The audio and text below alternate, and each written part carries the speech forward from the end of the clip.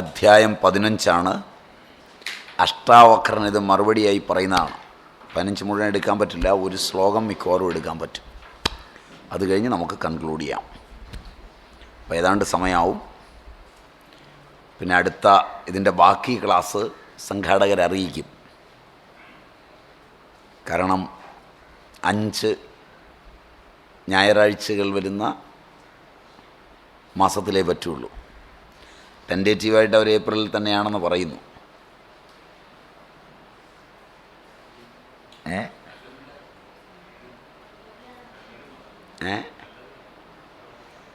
പക്ഷേ അടുത്ത ഏപ്രിൽ 5 ആഴ്ച ഉണ്ടെന്ന് എനിക്ക് തോന്നുന്നില്ല. 5 ഞായറാഴ്ച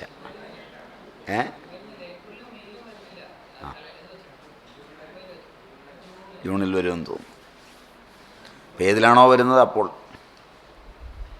എന്ന് കൂട്ടിയാൽ മതി. അതുവരെ പുറകെ കൃത്യമായി നിങ്ങളിൽ ഓരോരുത്തരെ അറിയിക്കണമെങ്കിൽ നിങ്ങൾ അഡ്രസ്സും പേരും ഒക്കെ കൊടുത്തു പോവുക. അതുകൊണ്ടാവുമായിരിക്കുമല്ലേ?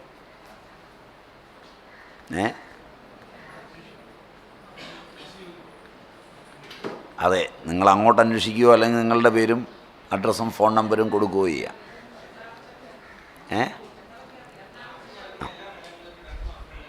2 മാസം മുമ്പെങ്കിലും എല്ലാ സ്ഥലങ്ങളിലും നോട്ടീസ് എത്തിക്കുമെന്ന്.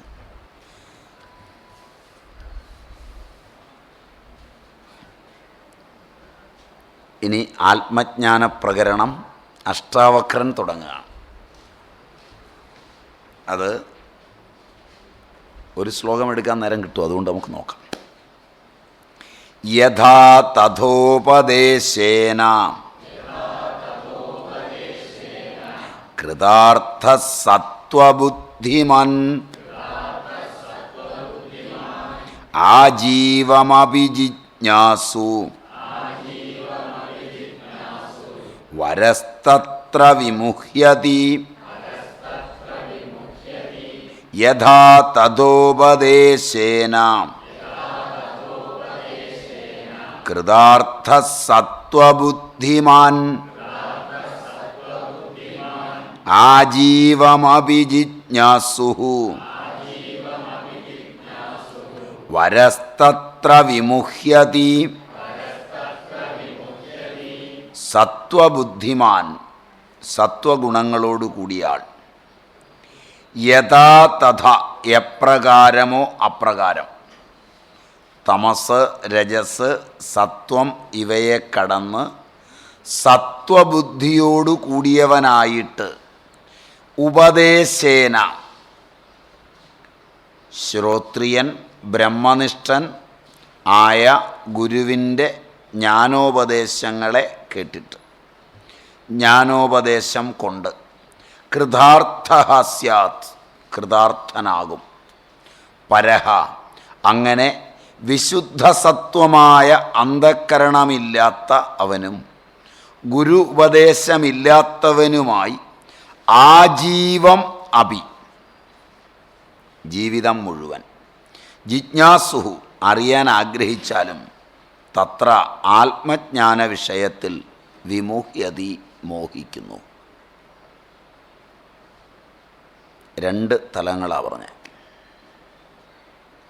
അപ്പോൾ ഇതുവരെയുള്ള തലങ്ങളിൽ അതുകൊണ്ടാണ് ഇതൊക്കെ മുഴുവൻ കേട്ടില്ലെങ്കിൽ സംഗതി ആകെ പെശകാകും എന്ന് പറയുന്നത്.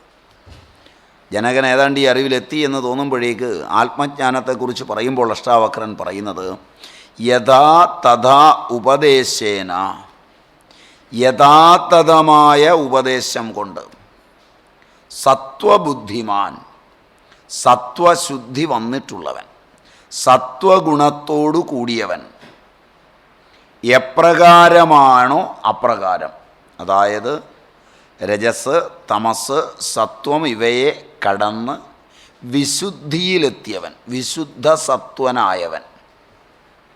കാരണം പറഞ്ഞു, തമസ് മറയ്ക്കും, രജസ് ഉൽപ്പാദിപ്പിക്കും, സത്വം യോജിപ്പിക്കും. ഇവർ 3 കൂടെ ചേർന്നായി കുഴപ്പം. അത് ആ 3 തമ്മിലുള്ള കൂട്ടുകെട്ട് പൊളിച്ച് വിശുദ്ധ സത്വസ്ഥിതിയിലെത്തിക്കഴിഞ്ഞാൽ ആ ഉപദേശം കൊണ്ട് ശ്രോത്രിയനും ശ്രുതി അറിഞ്ഞവനും ബ്രഹ്മനിഷ്ഠനുമായ മഹാപുരുഷൻ്റെ ജ്ഞാനോപദേശം കൊണ്ട് കൃതാർത്ഥ സ്യാത്, കൃതാർത്ഥനാകും, തീർച്ചയാണ്. അങ്ങനെ അല്ലെങ്കിൽ ആ വിശുദ്ധ സത്വി ആയിട്ടില്ലെങ്കിൽ അപരന്മാർ, അങ്ങനെ അല്ലാത്തവൻ, അങ്ങനെ വിശുദ്ധ സത്വമായ അന്ധക്കരണമില്ലാത്തവൻ, ഗുരുപദേശമില്ലാത്തവൻ, ആജീവമവി, ജീവിതകാലം മുഴുവൻ ജിജ്ഞാസുവായാൽ തന്നെയും തത്ര ആത്മജ്ഞാന വിഷയത്തിൽ മോഹിക്കുകയുള്ളൂ, കിട്ടില്ല. അപ്പോൾ വിശുദ്ധ സത്വരൂപമായ അന്ധക്കരണവും ഗുരുപദേശവുമുള്ള ജിജ്ഞാസുവിനെ ആത്മജ്ഞാനം പ്രകാശിക്കുകയുള്ളൂ എന്ന് സാരം. വിശുദ്ധ സത്വം അത് ഭഗവത്ഗീതയിലും മറ്റും പറയുന്നുണ്ട്. അമാനിത്വം, അദംഭിത്വം എന്നിങ്ങനെ പറയുന്നുണ്ട് ഗംഭീരമായി. ഗീത 13-ാം അധ്യായത്തിലാണെന്ന് തോന്നുന്നു, വളരെ ഇതായിട്ട് പറയുന്നുണ്ട്. അഭയം, സത്വസംശുദ്ധി,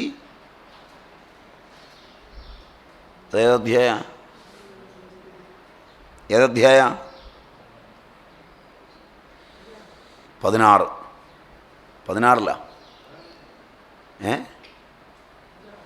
16-ാം അധ്യായത്തിൽ അഭയം, സംശുദ്ധി എന്ന് പറയുന്ന അവിടെയും അഭയാദികളൊക്കെ പറയുന്നുണ്ട്. ഇങ്ങനെ ഒരുവൻ എത്തിച്ചേർന്നാൽ അവന് ഈ ആത്മജ്ഞാനം ലഭിക്കും. ഈ ശ്ലോകം ഒന്നുകൂടെ നമ്മൾ എടുക്കും എന്തായിരുന്നാലും, കാരണം അധ്യായ ആരംഭം പോലെ എടുക്കുമെങ്കിലും അടുത്ത അധ്യായം തുടങ്ങി വെച്ചു എന്ന ഒരു മര്യാദയ്ക്ക് തുടങ്ങിയതാണ്. അപ്പോൾ ഏതൊരു ബ്രഹ്മനിഷ്ഠനും ശ്രോത്രീയനുമായ മഹാപുരുഷൻ്റെ കയ്യിൽ നിന്ന് ആത്മജ്ഞാനത്തിനുള്ള ഉപദേശത്തെ ഉൾക്കൊള്ളുന്നുവോ അവൻ ശുദ്ധാന്തക്കരണനായി ആ ജ്ഞാനത്തിലേക്ക് എത്തുന്നു, സംശയമില്ല. ഏതൊരുവൻ ശുദ്ധാന്തക്കരണനല്ലാതിരിക്കുന്നുവോ ഇത് കിട്ടില്ല. ഒന്ന്. ഏതൊരുവന് ഗുരുപദേശമില്ലാതിരിക്കുന്നുവോ കിട്ടില്ല. രണ്ടു വഴിയും പറഞ്ഞു. ഇത് രണ്ടും ചേർന്നിടത്താണ് അറിവ് കിട്ടുന്നത് എന്ന് അഷ്ടാവക്രൻ ജനകനോട് പറഞ്ഞ് 15-ാം അധ്യായം തുടങ്ങുകയാണ്. അത് നമുക്ക് അടുത്ത ക്ലാസ്സിൽ ഡീറ്റെയിൽഡായിട്ട് കാണാം. നമ്മളിപ്പോൾ 9-ാം അധ്യായത്തിലാണ് തുടങ്ങിയതെന്ന് തോന്നുന്നു അല്ലേ? 9-ലാണ് തുടങ്ങി. അപ്പം കഴിഞ്ഞ 2 സമയങ്ങളിലൂടെ 9 അധ്യായങ്ങളും ഇപ്പോൾ ഏതാണ്ട് ഒരു 5 അധ്യായവും, അങ്ങനെ 14 അധ്യായം നമ്മൾ പഠിച്ചു. അടുത്ത തവണ വരികയാണെങ്കിൽ 15 അധ്യായം നല്ലപോലെ നോക്കിപ്പോരണം. കാരണം ഒരു കൊല്ലമുണ്ട്. ഇതാ സമയമാകുമ്പോൾ അഷ്ടാവക്ര ഗീത ഒരു പൊടി തട്ടി എടുത്തിങ്ങി പോരരുത്. വരുന്നു എങ്കിൽ ഇന്നു മുതൽ ഒരു ദിവസം ഒരു ശ്ലോകമെന്ന കണക്കിന് പഠിച്ചാൽ പോലും മനസ്സിലാവുമെന്ന് വിചാരിക്കുന്നു. ഇത് ഹൃദിസ്ഥവും അത്രയും ശ്ലോകമേ ഉള്ളൂ. മാത്രമല്ല അതിൻ്റെ അർത്ഥവും ഏതാണ്ട് തലേ നിൽക്കും. പതിവായിട്ട് മനനം ചെയ്യുക. എന്നിട്ട് അടുത്ത തവണ വരുമ്പോൾ അത് തലയിൽ വെച്ചുകൊണ്ട് പഠിച്ചാൽ എളുപ്പമുണ്ടാവും. കഴിയുന്നതും പുതിയ ആളുകളെ ശ്രമിപ്പിക്കാതിരിക്കുക. കഴിയുന്നതും അവർക്കറിവ് കിട്ടണ്ടെന്ന് വിചാരിച്ചല്ല, ഇടയ്ക്കുന്ന് കയറി പഠിച്ച് കൺഫ്യൂഷൻ വരണ്ട എന്നോർത്താണ്. പോരുമ്പോൾ 3 ദിവസമാണെങ്കിൽ 3 ദിവസവും ഇതിനായിട്ട് മെനക്കെടാൻ പറ്റുമോ എന്ന് നോക്കിയിട്ട് മാത്രം സ്റ്റാർട്ട് ചെയ്യുക, ഭാഗികമായി കേൾക്കാതിരിക്കുക. ഇതൊന്നും നിങ്ങൾ കേൾക്കുന്നതിന് വിരോധം ഉണ്ടായിട്ടല്ല.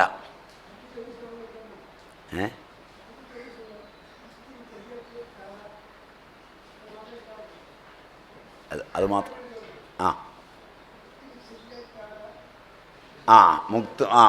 മുക്തിമിച്ഛസി ഹേത്താത എന്ന് തുടങ്ങുന്ന അല്ലേ, വിഷയാൻ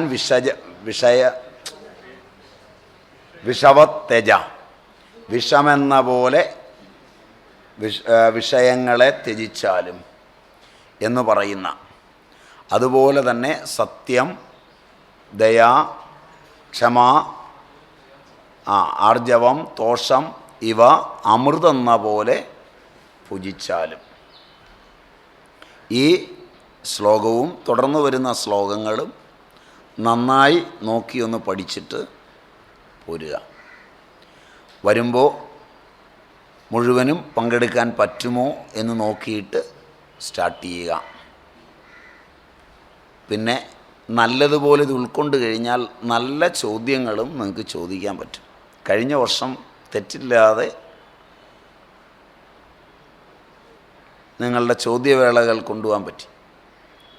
ഇത്തവണത്തെ ഒരു ക്യുസിൻ്റെ സ്റ്റാൻഡേർഡിലേക്ക് അതപ്പതിച്ചു എന്നാണ് എനിക്ക് തോന്നുന്നത്. അതെനിക്ക് വലിയ താല്പര്യം തോന്നാത്തതുകൊണ്ട് ഞാനും അത് ഉഴപ്പി എന്നാണ് എൻ്റെ വിശ്വാസം. കാരണം അങ്ങനെ തല്ലിപ്പരത്തുന്നത് അഷ്ടാവക്രഗീത പഠിപ്പിക്കുന്ന സുഖമല്ല. മറ്റു വല്ല വിഷയമൊക്കെ ആണെങ്കിൽ ചുമ്മാ ഒരു രസത്തിന് ചോദിക്കാത്തതൊക്കെ അതിനകത്ത് ചേർത്ത് ചോദ്യത്തെ ഭംഗിയാക്കിയൊക്കെ, കാരണം അതിനിവിടെ സ്കോപ്പില്ല. അതുകൊണ്ടാണ് പറഞ്ഞത് നല്ലതുപോലെ നോക്കി പഠിച്ചിട്ട് പോരുക. അങ്ങനെ വന്നാൽ കാര്യം എളുപ്പമാണ്, അത് നന്നായിരിക്കുകയും ചെയ്യും. പിന്നെ ഇത് കഴിയുന്നത്ര ഇത് പഠിക്കുമ്പോൾ ഇതിനോട് ആലംബമുള്ള ശ്ലോകങ്ങളുണ്ട്. ഗീതയൊക്കെ നിങ്ങൾ വായിച്ചിട്ടുള്ളതായതുകൊണ്ട് ഇതിനോട് ആലംബം വരുന്ന കുറേ ശ്ലോകങ്ങളുണ്ട്. അവയും നോക്കി മനസ്സിലാക്കുക.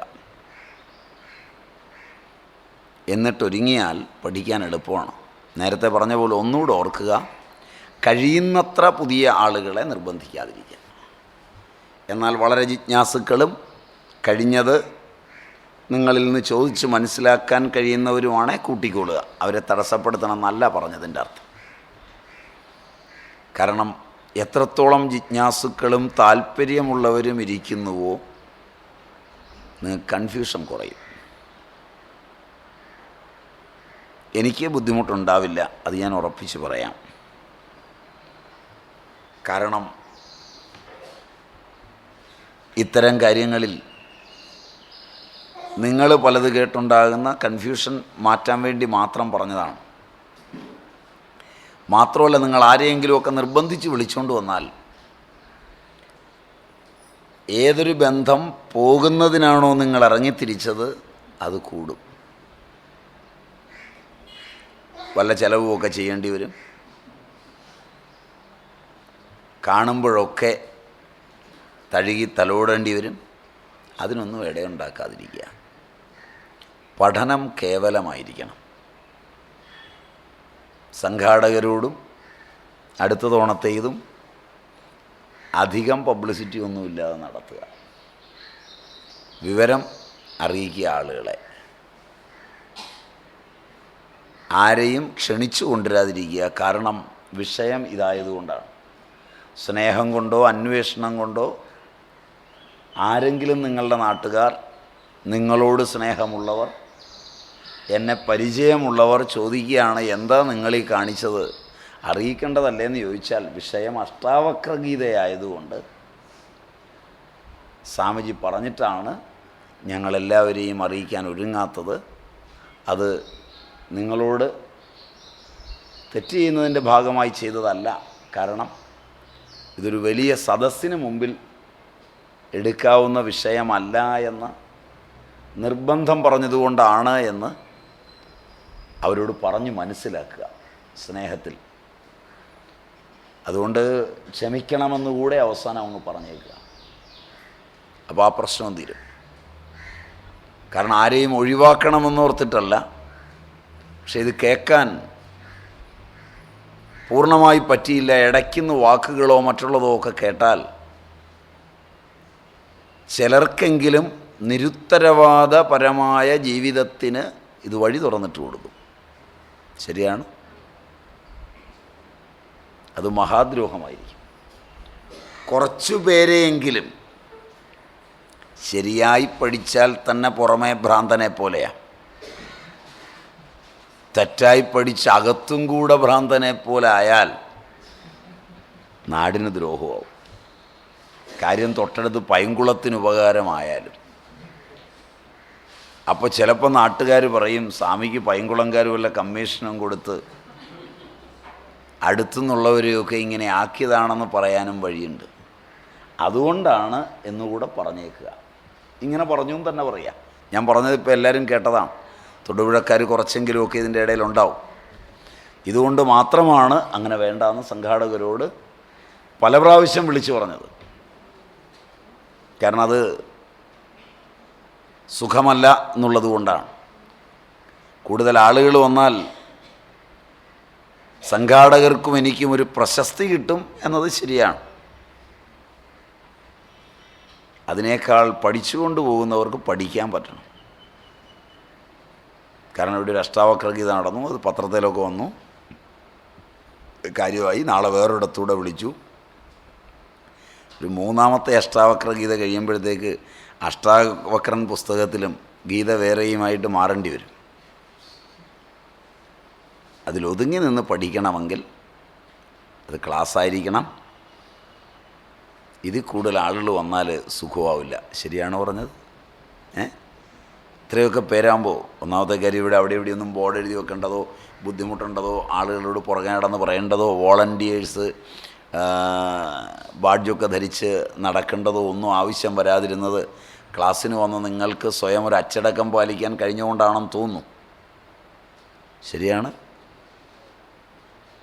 അതാണ് റീസൺ എന്ന് തോന്നുന്നു. കാരണം രാത്രി കിടക്കുമ്പോൾ എവിടെയാണ് കിടക്കേണ്ടത്, എങ്ങനെയാണ് കിടക്കേണ്ടത്, ഈ സംശയങ്ങളൊന്നുമില്ല. പലയിടത്തും തോന്നുന്ന സ്ത്രീകളുണ്ട്, പ്രായമായവരെങ്കിലും, മിക്കവാറും എല്ലാവരും പ്രായമായവരാണെന്ന് തോന്നുന്നു, കൊച്ചുകുട്ടികൾ കുറവാണെന്ന് തോന്നുന്നു. മുതിർന്ന പുരുഷന്മാരുണ്ട്, ചെറുപ്പക്കാരായ ആൺകുട്ടികളുണ്ട്. ഇങ്ങനെയുള്ളവരെല്ലാം ഒന്നിച്ച് വന്ന് ഒരു സ്കൂളിലാവുമ്പോൾ സംഘാടകർ രാത്രി ഉറക്കളച്ചൊന്നുമില്ലാന്ന് തോന്നുന്നു. സംഘാടകരൊക്കെ ഉറങ്ങിയെന്ന് തോന്നുന്നു. മറ്റേതെങ്കിലും നാട്ടിലിങ്ങനെ ആളുകളൊക്കെ കൂടുമ്പം അടുത്ത തെങ്ങേ കയറുമോ എന്നൊക്കെ നോക്കി സംഘാടകരിങ്ങനെ ഉറക്കളച്ചിരിക്കണം. ഇതൊന്നും വേണ്ടി വന്നില്ല എന്നുള്ളത് ഇത് പഠിക്കാൻ മാത്രം വന്നതുകൊണ്ടാണ്. അല്ലാതെ പബ്ലിസിറ്റി കൊടുത്താൽ ക്യാമ്പൊക്കെ ആകുമ്പോൾ എല്ലാ നാട്ടിൽ നിന്നുള്ളവർ വരും. തൊടുപുഴ എങ്ങനെയൊക്കെയാണെന്നറിയാം, തൊടുപുഴ ആറ്റിലൊന്ന് കുളിക്കാം, തൊടുപുഴക്കാരുടെ ആഹാര രീതിയൊക്കെ ഒന്ന് പഠിക്കാം, അഷ്ടാവക്രഗീത പിന്നെ എപ്പോഴെങ്കിലും പഠിക്കാം, ഇടുക്കി ഡാമിലൊന്ന് പോകാം. ഇങ്ങനെയൊക്കെയുള്ള ആളുകളെല്ലാം വരും. പിന്നെ ഇത് കഴിഞ്ഞ് എന്തെങ്കിലും ചെറിയൊരു ഡാൻസോ പാട്ടോ ഒക്കെ വെച്ചാൽ പിന്നെയും ആളുണ്ടാവും. അങ്ങനെയൊക്കെ വന്നു കഴിഞ്ഞാൽ പിന്നെ സ്കൂൾ തിരിച്ചു പോരാകുമ്പോഴത്തേക്ക് ഈ രൂപത്തിലിരുന്നൊന്നും വരികയില്ല. അതുകൊണ്ട് അടുത്ത തവണയും നിർബന്ധമായും, ഇത് സംഘാടകർക്കുള്ള ഉപദേശമാണ്, അത് ഞാൻ ഉറക്ക മൈക്കിലൂടെ പറയുന്നത്. സംഘാടകർ വളരെ പ്രാവശ്യം എന്നെ നിർബന്ധിച്ചിരുന്നു. അതുകൊണ്ടാണ് ഇങ്ങനെയല്ലാതെ നടത്താൻ.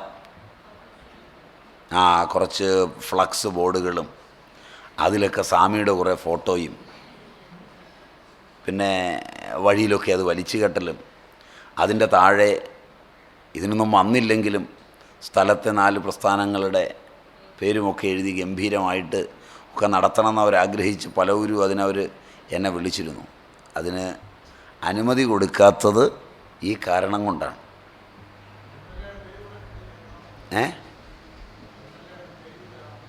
അയ്യോ വേണ്ട, അങ്ങനെയൊന്നും ആരെയും കുറ്റം പറയാനല്ല ഞാനിത് പറഞ്ഞത്. ക്ലാസ് എന്നുള്ളതിൻ്റെ തലം മാറും എന്നുള്ളത് കൊണ്ടാണ്.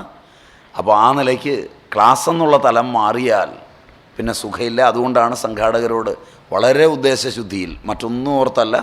പിന്നെ മാത്രമല്ല, ഈ പടമൊക്കെ വെച്ച് ഫ്ലക്സും ഒക്കെ അടിക്കുമ്പം എനിക്കൊരു പേടി. ഞാൻ മുമ്പൊരിക്കൽ എവിടെയോ തിരുവനന്തപുരത്ത് എവിടെയോ ആണെന്ന് തോന്നുന്നു, ആരോ ഇങ്ങനെ എല്ലാവരുടെയും ഫോട്ടോ വെക്കുന്ന കൂട്ടത്തിൽ സ്വാമിയുടെയൊക്കെ ഫോട്ടോ വെച്ചൊരു ഫ്ലക്സ് ബോർഡ് ഉണ്ടായിരുന്നു. അപ്പം ഞാനിങ്ങനെ വഴിയിൽ കൂടെ നടന്നു വരുമ്പോൾ എനിക്ക് നടന്നു പോകേണ്ടതുകൊണ്ട്, വണ്ടിയിലൊക്കെ അല്ലാത്തതുകൊണ്ട് പലപ്പോഴും നടന്നു പോകേണ്ടതുകൊണ്ട് ഞാൻ നടന്നു വരുമ്പോൾ ഈ തമിഴാളുകളാണോ ബീഹാറികളാണോ എന്നറിയില്ല, ഈ വഴി ഇങ്ങനെ കീറുകയാണ്, എന്തായാലും പറയുക ട്രെഞ്ച് കുഴിക്കുകയാണ്. അപ്പോൾ ട്രെഞ്ച് കുഴിക്കുന്നതിനിടയിൽ അവൻ്റെ ഒരു 8 വയസ്സുള്ള കൊച്ചിന് ഒന്ന് കക്കൂസി പോകണം തോന്നി. അവനുടനെ അപ്പുറത്തോട്ട് മാറി കക്കൂസി പോയി കഴിഞ്ഞാൽ അവൻ നോക്കിയപ്പോൾ അവിടെ എങ്ങും ഒന്നും കിട്ടാനില്ല. അവനപ്പോൾ ഈ ബോർഡിൽ നിന്ന് കൃത്യമായി വലിച്ചു കീറിയെടുത്തത് എൻ്റെ ആ പടമുള്ള ഭാഗമാണ്. എന്നിട്ട് അവനൊരു തൂപ്പങ്ങ് തൂത്തു. അന്നേരമാണ് ഞാൻ ആലോചിച്ചത്, എൻ്റെ ദൈവമേ എന്തൊരു അപകടമാണിത്. അത് കണ്ടപ്പം മുതലൊരു ഞെട്ടലാണ് ഈ പടം കാണുമ്പോൾ, മനസ്സിലായില്ല. അപ്പം ആരാധനയോടുകൂടി നിങ്ങൾ വളരെ ഭംഗിയായിട്ട് ഫ്ലക്സിലടിച്ച് വെച്ച് കഴിയുമ്പോൾ നാളെ തൊടുപുഴയിലും ട്രെഞ്ച് കീറുന്നൊക്കെ ഉണ്ടെന്ന് തോന്നുന്നു. അതുകൊണ്ടാണ് ഞാൻ വളരെ വിനയാന്വിതനായി പറഞ്ഞത് വേണ്ട എന്ന്. അതുകൊണ്ട് വളരെ വിനയത്തോടുകൂടി ആളുകളോട് പറയുക, സ്വാമിജിയുടെ ഒരേ ഒരു നിർബന്ധമാണ്, ആ സ്വഭാവം നിങ്ങൾക്ക് അറിയാമല്ലോ, ഒരു മൊശടനാണെന്നുള്ളത് നിങ്ങളും മനസ്സിലാക്കിയിട്ടുണ്ടല്ലോ എന്ന് ചേർത്തു, കുഴപ്പമില്ല. അപ്പോൾ അതുകൊണ്ട് മാത്രമാണ് വേണ്ടാന്ന് വെച്ചത്. ക്ലിയറായി? അതുകൊണ്ട് പഠിച്ചിടത്തോളം ഒന്ന് ഓർക്കുക, ആ ശ്ലോകങ്ങൾ മനസ്സിൽ ധ്യാനിച്ച് നമുക്ക് ഉപസംഹരിക്കാം. ഹരി ഓം.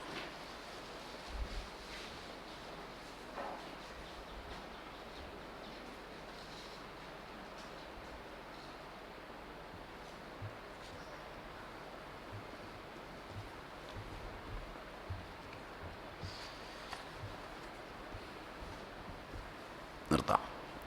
ഓം സഹനാവവതു സഹനൗ ഭുനക്തു സഹ വീര്യം കരവാവഹൈ തേജസ്വിനാവധീതമസ്തു മാ വിദ്വിഷാവഹൈ. ഓം ശാന്തി ശാന്തി ശാന്തി.